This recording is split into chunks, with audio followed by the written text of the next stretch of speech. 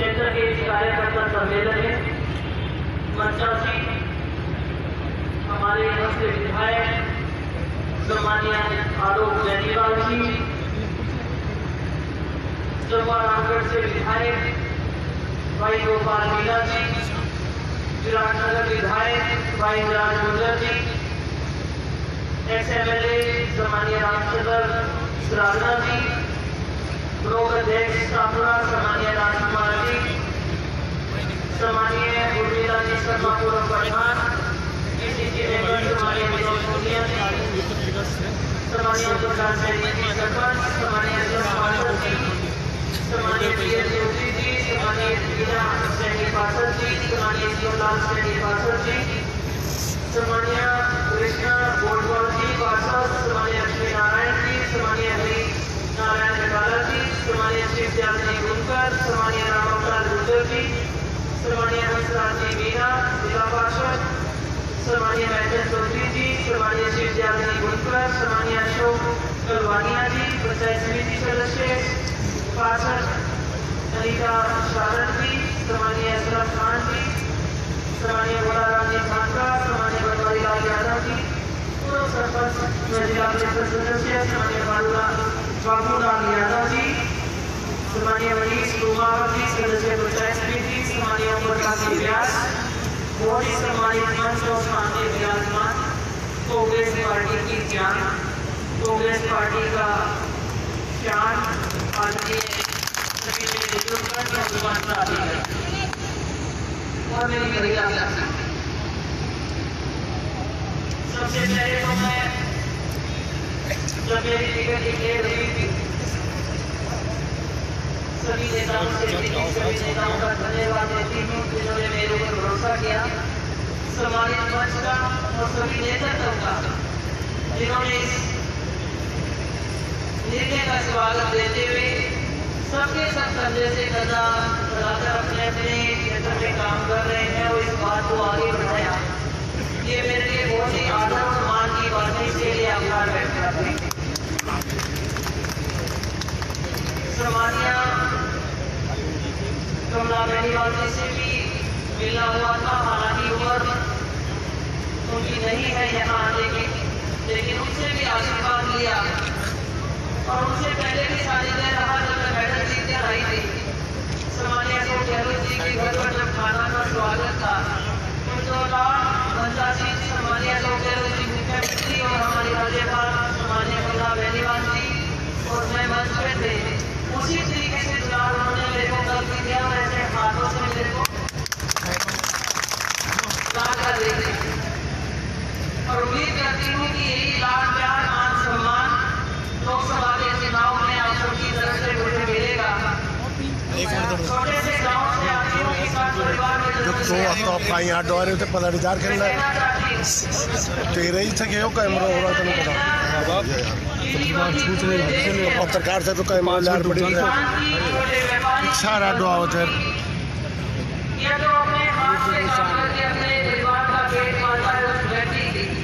हर वर्ग की लगभग एक ऐसी समस्या है। हमारे राष्ट्रीय अध्यक्ष हमारे राहुल गांधी जी ने मैनिफेस्टो जारी किया है जिसमें गांव दूर ढाणी में बैठा हर व्यक्ति तक पहुंचने का प्रयास किया है उन्होंने, चाहे वो न्याय योजना हो जिसके तहत देश की 20% आबादी की न्यूनतम आय 12,000 से कम हो, उनके लिए सालाना 72,000 रुपए देकर उस गरीबी से निकालने के लिए इनकी ये बहुत ही सराहनीय एक वादा देश की जनता से किया है जो सरकार बनने के बाद मुझे बखूबी निभाएंगे। सम्मानीय राहुल गांधी जी की सोच कहती है अगर देश को मजबूत बनाना है, देश को प्रगति की तरफ लेकर जाना है तो गांव में बसते हुए उस किसान को, मजदूर को, छोटे व्यापारी को, हर वर्ग को मजबूती प्रदान करनी होगी। जो देश का पेट भरता है उस अन्नदाता को मजबूत बनाना होगा और उसी के तहत वो योजना लेकर आ रहे हैं कि किसानों के लिए अलग से बजट का प्रावधान रहेगा जिससे किसानों की बात को मजबूती से उठाए। साथ साथ युवाओं का भी ध्यान रखा गया, जो भी वैकेंसी, जो भी हमारी सरकारी हमारे जो कार्यालय में जो संस्थाएं हैं जिस पेपर खाली है उसको जल्द से जल्द भरने का वादा किया। और इसी तरीके से स्वास्थ्य योजना के बारे में भी उन्होंने बोला, हर बात को वादा किया जो सामान्य व्यक्ति से जुड़ा हुआ है, ताकि हर व्यक्ति को लाभ पहुंचे। और इस देश की जनता जो ठगी हुई महसूस कर रही है, अपने आप को असहाय महसूस कर रही है, उस तक हर आदमी तक पहुंचा जाए और उसे लगे कि कांग्रेस की सरकार है तो अपना राज। मैं कहना चाहती हूँ, कुछ ही समय हुआ है राज्य सरकार में कांग्रेस की सरकार बने हुए, वादे के मुताबिक सामान्य राहुल गांधी जी ने कहा था कि 10 दिन के अंदर हर किसानों का कर्जा माफ करेंगे। और 10 दिन बिताए भी नहीं, सरकार बने आते ही किसानों का कर्जा माफ किया। सामान्य मुख्यमंत्री जी ने एक और तोहफा दिया कि लघु और सीमांत किसानों के लिए पेंशन योजना भी शुरू की। इसके लिए भी मैं आप सबको बधाई देना चाहती हूँ। बुढ़ापा पेंशन, सामाजिक सुरक्षा पेंशन, जिसको आमतौर पर बुढ़ापा पेंशन कहते हैं, गांव में प्रचार प्रसार में निकलते थे तो बूढ़े बुजुर्ग कहते थे बेटा पेंशन को बढ़वाओ, और उस बात का मान सम्मान रखा। इस पेंशन योजना को शुरू भी सामान्य मुख्यमंत्री जी ने किया था और बढ़ाने का भी काम किया, जिसके तहत मैं कहना चाहूंगी जिनको 500 रुपए मिलते थे 750, 750 मिलते थे, उनको 1000 किया। इसके लिए भी बधाई देती। फिर इसके साथ साथ मैं कहना चाहती हूँ आप सबको, बेरोजगारी भत्ता, बीजेपी की सरकार ने सत्ता में आने से पहले बहुत बड़े बड़े वादे किए थे, 2 करोड़ रोजगार दिए जाएंगे हर वर्ष युवाओं। लेकिन आज आप देखते हैं जीएसटी की मार ने बहुत सारे ऐसे उद्योग बंद किए जिसकी तरफ से बेरोजगारी बढ़ी हुई। सरकारी नौकरियों में कोई रोजगार नहीं दिया गया, कोई वैकेंसी, कोई सरकारी नौकरियां नहीं निकाली गई। रही सही कसर नोटबंदी ने की, जिसमें छोटा व्यापारी, छोटा दुकानदार था, उसे भी अपना धंधा बंद करना पड़ा। और बेरोजगारी की बहुत विकट समस्या देश के सामने खड़ी है। मैं कहना चाहती हूँ कि सामान्य राहुल गांधी जी ने तो वादा किया ही है कि जल्द से जल्द सभी सरकार बनने के बाद सब विभागों में उन वैकेंसी को भरा जाएगा। और राज्य सरकार ने भी हमारा मान रखा कि जब तक बेरोजगार जो युवक और युवतियां हैं, 30 वर्ष तक की बात जो युवक और युवतियां हैं अपने पैरों पर नहीं खड़े होते, उनके लिए बेरोजगारी होता है। तो ये जो काम होते हैं कि आप जनता तक जुड़े काम होते हैं। दूसरी तरफ अगर आप बीजेपी को देखते हैं तो वो चुनाव जीतने के लिए, आपका वोट बटोरने के लिए किसी भी हद तक जा सकते हैं, किसी भी हद तक के झूठे वादे आप सबको कर सकते हैं। और जब चुनाव के बाद जवाब मांगा जाता है तो वो कहते हैं कि ये चुनावी जुमले थे। 2014 का जब इलेक्शन था, इस देश का युवा या हर वर्ग में कहना चाहूंगी बहुत ही पूर्ण बहुमत के साथ बीजेपी को सरकार बनी थी। और वोट देने जब जा रहा था, बड़ी खुशी से वापस लौट रहा था, फूल पे बटन दबा के, और कहता था कि 15 लाख खाते में आ गए। नहीं थे, लेकिन उन बातों को याद रखो तो बाद में दुनिया साबित हुई। अब मैं कहना चाहती हूँ इसके साथ साथ आज हम आमने सामने दोनों खिलाड़ी आज प्रत्याशी हैं। व्यक्तिगत तौर पर उनसे मैं कोई नाम नहीं लगाना चाहती हूँ। उन्होंने भी देश का नाम रोशन किया था, मैंने भी देश का नाम रोशन किया। लेकिन जयपुर ग्रामीण की जनता ने भारी बहुमत के साथ उनको सांसद चुना था। आज जयपुर ग्रामीण की जनता उनसे जवाब मांगती है कि 5 साल में आपके पास 2 मंत्रालय रहे। आज मैं पूरे क्षेत्र में घूम के आती हूँ तो विराटनगर के साथी कह रहे थे हमारे पास कॉलेज नहीं है, तो हमें कॉलेज देने का वादा करते हैं। बहुत सारे युवा मिलते हैं, वो कहते हैं कि खेल मंत्री रहे हैं, हमारे पास खेल ग्राउंड नहीं है। और खेल का वादा उन्होंने किया था कि खेल को ऊपर बढ़ाऊंगा और खेल के जरिए रोजगार मैं खिलाड़ियों को दूंगा। इसके साथ साथ मैं कहना चाहूंगी कि जो NH8 हमारे पास से बाजू से हमारे शहर में से जो निकल रहा है, जिसमें 2 पुल बनने थे और कांग्रेस की सरकार में स्वीकृत भी हुए थे, जो आए दिन न बनने के कारण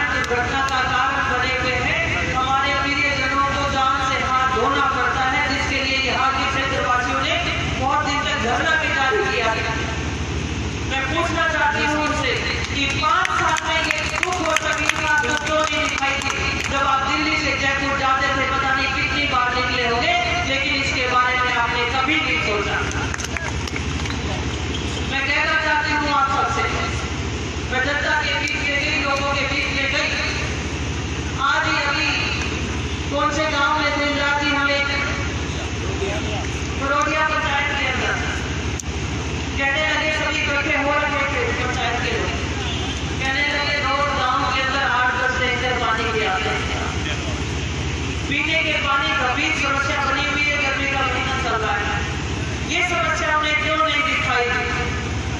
ये सवाल आज हमारे में हमारी विचारधारा की लड़ाई है और राष्ट्रवाद की बात आती है तो देश के नागरिक को सबसे पहले मूलभूत सुविधाएं चाहिए और इस क्षेत्र से वो सुविधाएं नदारद हो रही है, ये मैं कहना चाहती हूँ। कांग्रेस की सरकार के दौरान एक और इस क्षेत्र को सौगात मिल रही थी।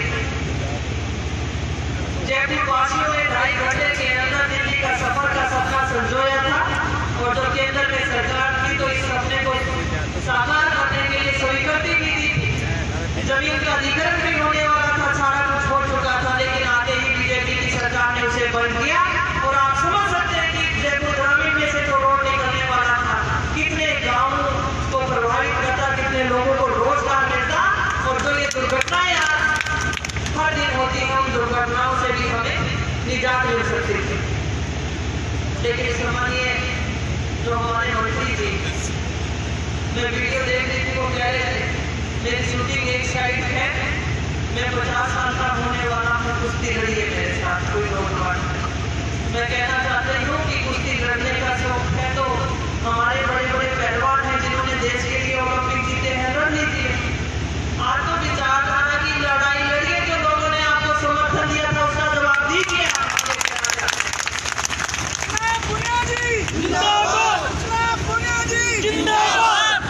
आज जो चुनाव है मैं वो कहना चाहती हूँ, अगर इसमें बीजेपी जीत कर जाती है तो आम आदमी की जो आवाज है उसको बिल्कुल बंद कर दिया जाएगा। अगर कांग्रेस जीत कर जाती है तो आम आदमी की आवाज को बुलंद किया जाएगा। समय बदलाव का है, लोकतंत्र को बचाने का है। आज हमारे देश को शांति और अमन चाहिए और जब तक मैं आप सबसे कहना चाहूंगी, जब तक हम जातिवाद के नाम पर और आपसी भाईचारे को खत्म करके चुनाव लड़ते रहेंगे तो विकास की कल्पना भी बंद करना। आज देश सवाल कर रहा है। सामान्य राहुल गांधी जी ने 1.5 साल से राफेल डील के बारे में बार-बार बीजेपी के नेताओं से सामान्य हमारे प्रधानमंत्री जैसे जवाब मांग रहे हैं कि बताइए, जो सस्ती डील हुई थी देश के लिए, सुरक्षा के लिए, उस डील को महंगे सौदे में जो किया गया उसका जवाब दीजिए। तो जवाब क्या आता है? सुप्रीम कोर्ट जब जवाब मांगता है कि फाइल चोरी हो गई, पीएमओ से फाइल चोरी हो गई है, कोई व्यक्ति पीएम साहब से मिलने जाएगा तो 10 सुरक्षाओं में से निकलना पड़ता है और वहां से कोई फाइल ऐसे चली जाए, संभव है क्या? मैं कहना चाहती हूँ देश की जुड़ी सुरक्षा से जुड़ा हुआ मुद्दा इस तरीके से गायब किया जाता है, वो उस फाइल को सौदे को संभाल कर नहीं रख सकते तो देश को क्या संभालेंगे? नहीं कहना चाहता। आज मैं महसूस करती हूँ और मैं बड़ी खुश भी हूँ, गर्व भी करती हूँ कि मैं इस तिरंगे के नीचे हूँ जिसने आजादी की लड़ाई से लेकर आज तक इस देश को विकास के पथ पर लेकर गए। पिछले 2 साल पहले की बात है, यूएन में सुषमा स्वराज जी जो हमारी बीजेपी में मंत्री रही है, उन्होंने एक भाषण दिया था। मंच पे बटोरते हैं जब वोट तो कुछ और बोलते हैं और यूएन में स्वराज जी आपने भी सुना होगा कि आजादी के बाद से अभी तक चाहे सरकार किसी की भी बनी तो हमने विकास को नहीं रुकना दिया, जिसमें चाहे एम्स जैसे हॉस्पिटल हो, चाहे आईआईटी हो, चाहे तो हमारे बिजनेस के कॉलेज हो, इन सबको उन्होंने गिनाया था। और आज वोट जब लेने जाते हैं तो कहते हैं कांग्रेस को, फिर कांग्रेस ने क्या किया? तो उनसे पूछ लीजिए कि वो आईआईटी किसने दी थी जिसमें इंजीनियर पैदा होते हैं, वो एम्स किसने दिया था जिसमें आज डॉक्टर पैदा होते हैं, ये जो रोड हम चलते हैं, जो मोबाइल से हम वीडियो बनाते हैं, देश को विश्व से जोड़ने का काम किसने किया था? ये सवाल करने का समय आ चुका है। मैं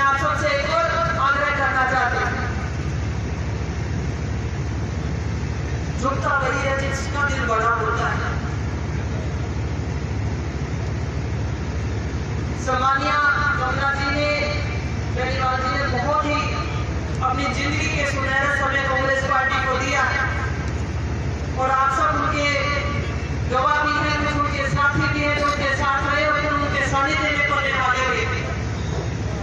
और पिछले दिनों हमारे चुनाव में मनीष यादव ने कांग्रेस पार्टी के साथ चुनाव लड़ा। आज मैं कहना चाहती हूँ, देश को मजबूत करने के लिए बड़ा दिल लीजिए और एक साथ जुड़कर इस चुनाव को लड़िए। कोई शक्ति नहीं है जो हमें रोक सकती है।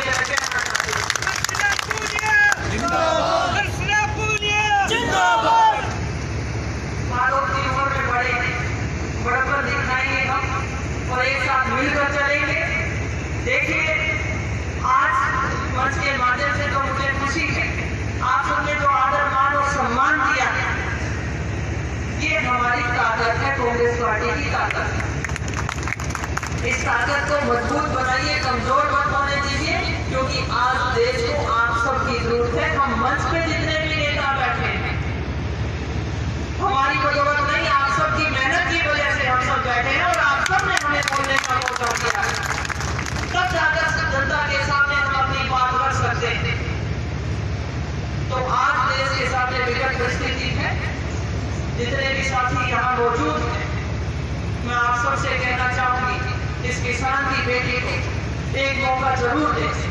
तो पता नहीं क्या क्या कहेंगे। जिस दिन मैंने बैनर लिखा था, आप सबकी दुआएं में टीवी पे चिपके बैठे देख रहे थे मुझे। कुछ लोग दिल्ली में थे, कुछ लोग जयपुर में स्वागत के लिए भी थे।